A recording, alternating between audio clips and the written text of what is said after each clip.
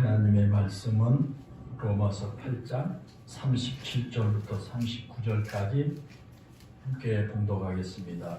그러나 이 모든 일에 우리를 사랑하시는 이로 말미암아 우리가 넉넉히 이기느니라.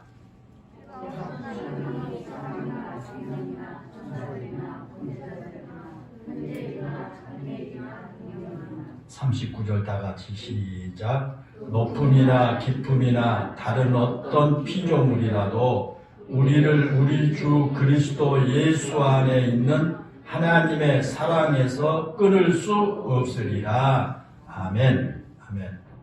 우리가 2년여 전까지만 해도 이 예수님이 탄생하신 이 성탄절이 되면 온 지구촌이 축제의 현장이 되었습니다. 예수님을 구주로 믿든 믿지 않든 모든 사람의 축제가 이 성탄절이 되어 왔습니다.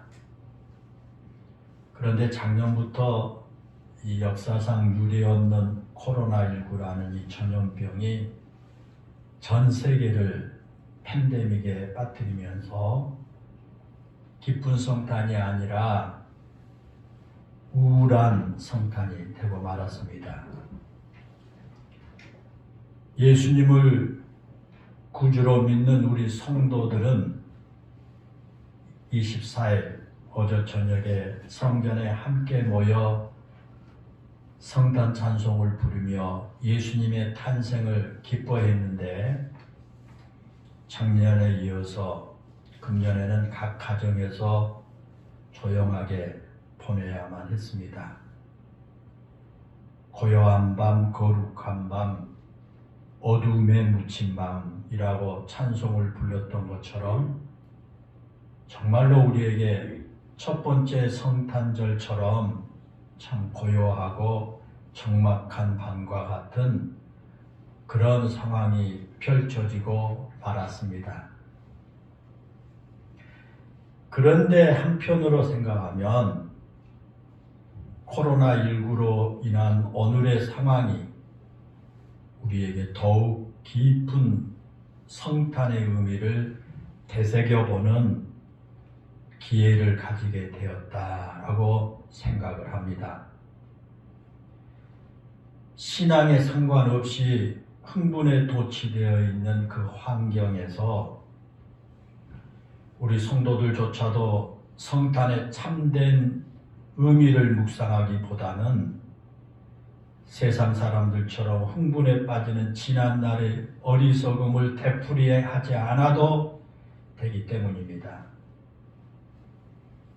마치 어린아이들이 성탄절의 참 의미가 무엇인지 모르고 산타 할아버지가 성탄절 되면 찾아오셔서 선물을 주시는 날로 기대한 것처럼 우리 성도들조차도 때로는 그런 유아기적인 생각을 가지고 성탄절을 맞기도 했던 것이 사실입니다. 그러나 이제 흥분과 도취가 아니라 조용하게 성탄의 참된 의미를 되새겨 볼 수 있는 그런 환경이 만들어졌다, 그렇게 생각을 합니다. 그렇다면 여러분, 성탄절의 참된 의미가 뭘까요? 매년 우리가 이맘때면 성탄절을 맞이하게 되는데 이 성탄절의 의미가 뭐냐라는 겁니다. 성탄절은 하나님이신 예수님께서 인간의 몸을 입고 이 땅에 오신 날입니다. 때문에 우리에게는 한없이 기쁜 날입니다. 마태복음 1장 21절에 보면 요셉의 주의 사자가 나타나서 아기 예수님께서 마리아의 몸에서 잉태 되셨음을 알려주시면서 아들을 낳으리니 이름을 예수라 하라. 이는 그가 자기 백성을 그들의 죄에서 구원할 자이심이라 라고 했습니다. 그렇습니다. 예수님은 우리 인간을 죄에서 구원하시기 위해서 이 땅에 오셨습니다. 죄악으로 말미암아 영원한 사망을 향해 달려가던 우리 인간을 구원하기 위해 이 땅에 오셨기에 우리 입장에서 보면 너무도 기쁘고 복된 날입니다. 그래서 기쁘다 구주 오셨네 우리는 찬양을 하게 됩니다. 그렇다면 여러분 하나님의 입장에서는 어떨까요? 우리의 입장에서는 이렇게 기쁘고 복된 날인데 하나님 아버지의 입장에서는 어떨까라는 것을 한번 생각해 보십시다. 우리에게는 우리의 죄를 용서하시기 위해 아기 예수님이 이 땅에 오신 날이기에 너무도 기쁜 날인데 자신의 사랑하는 독생자를 이 땅에 보내야만 하는 하나님에게도 그렇게 기쁜 날일까요? 우리는 사랑하는 이를 멀리 떠날 보낼 때 이별의 고통을 겪지 않습니까? 예를 들면 아들이 커서 군대에 갈 때 부모의 마음은 그 고생하게 될 아들을 생각하면 가슴이 아려옵니다. 여러분 자녀들을 군대에 보낼 때 여러분 부모님들은 다 겪었을 겁니다. 아들이 군대에 가면 정신적으로 육체적으로 더 건강해지고요. 국가에 대한 책임을 감당하면서 사회적으로 유익한 사람이 된다는 것을 아는데도 사랑하는 아들이기에 그 헤어짐에 그리고 고생할 것을 생각하면 가슴이 아픕니다. 또 사랑하는 아이가 멀리 외국으로 유학을 떠날 때도 마찬가지 않습니까? 자신의 꿈을 이루기 위해서 더 넓은 세상에서 공부를 하겠다고 꿈을 안고 떠나지만 자식을 떠나보내야 하는 그 부모의 마음은 분명히 힘들고 아플 것입니다. 그렇게 좋은 일을 위해 자식을 떠나보냄에도 우리의 마음이 아플진데 독생자 예수님을 이 땅에 보내신 하나님 아버지의 마음이 어땠을까라는 것입니다. 물론 하나님께서도 독생자를 보내신 데는 분명한 목적이 있었습니다. 아무 목적이 없이 자기 독생자 예수님을 이 땅에 보내신 것이 아니잖아요. 그 목적은 우리가 잘 아는 대로 우리 인간을 구원하시기 위한 겁니다. 그런데 여러분 좀 더 깊이 한번 생각해 보십시다. 하나님께서 우리를 구원하시는 방법이 뭡니까? 그것은 자신의 독생자 예수님을 십자가에 못 박아 죽게 하신 겁니다. 이 세상에 보내서 십자가에서 죽게 한 겁니다. 십자가에서 자신을 희생의 제물로 드리심으로 우리 인간의 죄를 용서하신 것이 바로 예수님이 져야 할 십자가입니다. 그러기에 예수님은 태어나시면서부터 이미 십자가의 죽음을 위해 태어나신 겁니다. 하나님의 아들이 이 땅에 오신 것은 어떤 화로운 생활을 누리기 위한 게 아닙니다. 예수님께서 먼 나라를 관광하듯이 이 세상에 관광하기 위해서 오신 게 아닙니다. 또는 사람들로부터 존경받고 대접받기 위해 이 땅에 오신 것도 아닙니다. 마가복음 10장 45절에 보면 인자가 온 것은 섬김을 받으려 함이 아니라 도리어 섬기려 하고 자기 목숨을 많은 사람의 대속물로 주려 함이니라 그렇게 예수님께서 친히 그렇게 말씀하셨습니다. 그렇습니다. 예수님은 자신의 목숨을 우리의 죄를 구속하기 위해서 대속물로 십자가에 주시기 위해 이 땅에 오신 것입니다. 그렇다면 여러분, 그렇게 사랑하는 아들을 죽음에 내어주기 위해 이 세상에 보내셔야 하는 하나님의 마음이 어땠을까? 한번 생각해 보십시다. 분명히 독생자를 이 땅에 보내신 하나님의 마음도 우리가 이별의 아픔을 겪는 것처럼, 아니 그보다 훨씬 더 큰 고통을 겪으셔야 했을 것입니다. 하나님께서 자신의 독생자를 이 땅에 보내신 것은 분명히 큰 고통을 감내하는 결단이 있으셨기 때문에 가능한 것입니다.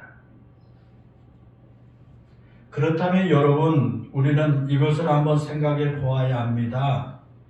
왜 하나님께서 그런 고통을 겪으시면서까지 자신의 독생자를 우리에게 보내주셔야만 했는가라는 것입니다. 너무도 힘든 결정을 하셨을 텐데 하나님께서는 자신이 정하신 시간에 독생자를 우리에게 보내주셨습니다. 무엇이 하나님으로 하여금 그렇게 사랑하는 독생자를 이 땅에, 그것도 십자가에서 희생의 제물로 죽으시도록 보내주셨느냐라는 것입니다. 우리는 우리가 잘 아는 성경 구절을 통해서 거기에 대한 해답을 찾을 수 있습니다. 요한복음 3장 16절에 보면 하나님께서 세상을 이처럼 사랑하사 독생자를 주셨으니 이는 그를 믿는 자마다 멸망하지 않고 영생을 얻게 하려 하심이라 그랬습니다. 거기 보면 하나님께서 자신의 독생자 예수님을 이 땅에 보내신 이유는 우리가 그를 믿고 영생을 얻게 하기 위함이다 그랬습니다. 멸망할 수밖에 없는 우리를 멸망의 길에서, 아니 구원의 길, 생명의 길로 인도하기 위해서 하나님께서 자신의 독생자를 이 땅에 보내주셨다라는 것입니다. 그리고 그렇게 하신 이유는 오직 하나입니다. 왜 그렇게 하셨느냐? 그것은 우리를 사랑하시기 때문입니다. 독생자를 세상에 보내신 하나님의 그 마음은 한 단어로 표현한다면 그것은 사랑입니다. 사랑 때문에 독생자를 보내주셨습니다. 사랑 때문에 독생자를 보내셔야 하는 아픔을 참아내셨던 것입니다. 사랑 때문에 자신의 독생자가 인간들에게 조롱을 받고 십자가에 죽으시는데도 고통스럽게 십자가에 죽으시도록 내버려 두셨습니다. 사랑 때문에 우리가 여전히 죄 가운데 있음에도 심판하지 않으시고 돌이켜 회개하기를 참고 기다리십니다. 사랑 때문에 세상이 어두움으로 가득 차 있어도 심판을 미루시는 겁니다. 오직 사랑 때문에 그런 겁니다. 사랑하는 여러분, 그렇습니다. 그 사랑 때문에 이 땅에 오신 분이 바로 예수님입니다. 하나님의 사랑 때문에 고통의 현장에 오신 분이 예수님입니다. 사랑 때문에 영광의 자리에 계셔야 할 예수님께서 죄악이 가득한 이 땅에 오셨습니다. 사랑 때문에 사람들에게 섬김을 받고 영광을 받으셔야 할 예수님께서 고난의 자리에 오신 것입니다. 사랑 때문에 인간을 창조하신 창조주께서 피조물인 인간에게 멸시를 당하시며 십자가에서 죽으셨습니다. 이 모든 것이 사랑 때문입니다. 하나님 아버지의 사랑 때문에 이 땅에 오신 예수님께서 그 아버지의 사랑처럼 자신도 사랑으로 우리를 위해서 모든 것을 희생하며 사셨고 십자가에 죽으시기까지 우리를 사랑하셨습니다. 그 사랑 때문에 우리가 구원을 받게 된 줄로 믿습니다. 오늘 본문은 그 사랑이 얼마나 강력한지 이 세상에 있는 그 무엇으로도 그 사랑을 끊을 수 없다고 선언합니다. 오늘 본문이 그런 말씀이에요. 하나님의 그 사랑이 얼마나 강력한지 이 세상에 그 어떤 것 가지고도 하나님의 사랑에서 끊을 수 없다라는 선언. 우리는 때로는 아주 힘든 상황에 놓이기도 합니다. 그렇지 않습니까? 때로는 예수님을 믿는다는 것 때문에 고난을 받기도 하고요. 예수를 믿는다는 것 때문에 손해를 보기도 합니다. 우리는 예수님을 믿는다는 것 때문에 때로는 세상에서 약자가 되어 살기도 합니다. 그런데 오늘 본문은 우리에게 분명하게 말씀합니다. 그러나 이 모든 일에 우리를 사랑하시는 이로 말미암아 우리가 넉넉히 이기는이라고 그랬습니다. 우리가 힘든 세상을 이길 수 있는 것은 내가 똑똑해서가 아닙니다. 우리가 힘든 세상을 헤쳐나갈 수 있는 것은 우리에게 세상에 경험이 많기 때문도 아닙니다. 우리보다 강하고 우리보다 더 이 악한 세상을 이길 수 있는 힘은 오직 하나, 우리에게는 우리를 사랑하신 하나님이 계시기 때문입니다. 오늘 본문에 보면 거기 넉넉히 이긴다라고 했죠. 여기서 넉넉히 이긴다고 하는 말은 가장 영광스러운 승리를 거둔다 그런 뜻이에요. 승리 이상의 승리를 거둔다는 것입니다. 우리의 지식이나 우리의 경험이나 우리의 지혜가 아니라 우리를 사랑하신 하나님을 전적으로 의지하면 하나님께서 우리에게 가장 영광스러운 승리를 주실 것이라고 하는 말씀입니다. 사랑하는 여러분, 왜 우리가 이 세상에서 가장 큰 승리, 가장 영광스러운 승리를 거둘 수가 있는지 아십니까? 본문 38절과 39절에서 말씀하신 것처럼 그것은 우리를 향한 하나님의 사랑을 끊을 수 있는 것이 이 세상에 결코 없기 때문입니다. 사망이나 생명일지라도 우리를 향한 하나님의 사랑에서 끊을 수가 없다는 겁니다. 우리 인간을 가장 위협하는 것이 여러분 죽음 아닙니까? 우리 인간에게 가장 큰 위협이 바로 죽음입니다. 특별히 초대교회 때는 예수님을 믿는다는 것 때문에 순교를 당한 일들이 많았습니다. 그런 죽음의 위험조차도 우리를 향한 하나님의 사랑에서 끌어내지 못한다는 겁니다. 천사들이나 권세자들일지라도 마찬가지입니다. 이 천사들이나 권세자들이라고 하는 말은 현존하는 역사 속에 가장 강력한 힘을 가진 존재다 그런 뜻입니다. 그 어떤 강력한 세력이라고 할지라도 우리를 향한 하나님의 사랑에서 우리를 끊어내지 못한다는 겁니다. 현재일이나 장래일이나 능력이라고 할지라도 마찬가지입니다. 현재 우리를 두렵게 하고 걱정스럽게 하는 그 어떤 일도 또 앞으로 우리에게 닥칠 그 어떤 일도 심지어 능력이라고 표현되는 우리 인간의 힘으로도 어떻게 할 수 없는 초자연적인 재앙이라고 할지라도 우리를 하나님의 사랑에서 끊어내지 못할 것입니다. 아무리 코로나가 전 세계를 팬데믹 상태에서 공포에 몰아넣는다고 할지라도 우리를 향한 하나님의 사랑은 여전히 우리를 향하고 있습니다. 높음이나 깊음도 마찬가지입니다. 이 높음이라고 하는 것은 하늘의 별들이 인간의 운명을 지배한다고 생각하는 그런 거대 사회에서 우리 인간에게 가장 강력한 영향력을 미치는 초월적인 힘입니다. 그래서 그 높음은 인간에게 가장 영향력을 미치는 초월적인 힘이에요. 또 깊음은 사람들이 가장 두려워하는 음부를 뜻합니다. 오늘날로 말하면 지옥입니다. 그런 강력하지 초자원적인 힘이나 지옥에 대한 공포도 우리를 그리스도 사랑에서 끌어내지 못한다는 겁니다.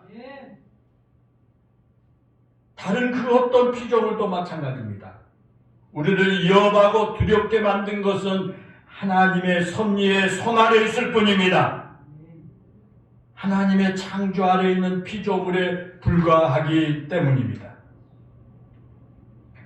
사랑하는 여러분, 그렇습니다. 이 세상 그 무엇도 우리를 향한 하나님의 사랑에서 우리를 끌어낼 수 없습니다. 우리를 향한 하나님의 사랑이 그만큼 강력하기 때문입니다. 그 강하고 뜨거운 사랑이 독생자까지도 우리를 위해 내어주신 겁니다. 독생자를 주시기까지 사랑하신 그 사랑은 이 세상 그 무엇과도 비교할 수 없는 강력한 사랑입니다. 그 사랑으로 이 땅에 오신 분이 바로 예수님이신 줄로 믿습니다. 사랑하는 여러분, 그렇습니다.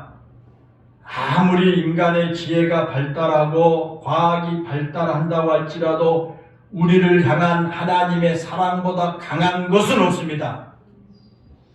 아무리 세상이 죄악으로 가득하다고 할지라도 우리를 향한 하나님의 사랑보다 큰 힘은 없을 것입니다.